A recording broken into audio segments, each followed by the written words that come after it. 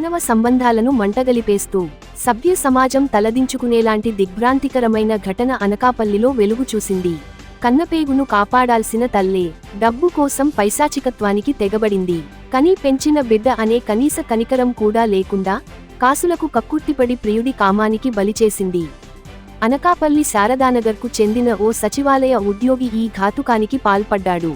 ఆ మైనర్ బాలిక తల్లితో అక్రమ సంబంధం కొనసాగిస్తూ ఆ తల్లి సహకారంతోనే ఆ బాలికపై పలుమార్లు అత్యాచారానికి పాల్పడ్డాడు.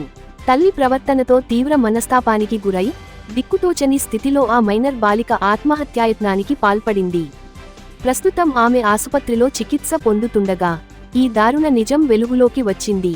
బాధిత బాలిక ఫిర్యాదు మేరకు రంగంలోకి దిగిన అనకాపల్లి పట్టణ పోలీసులు కీచక ప్రియుడిపై, అతనికి సహకరించిన కన్నతల్లిపై పోక్సో చట్టం కింద కఠిన కేసులు నమోదు చేసి అరెస్ట్ చేశారు.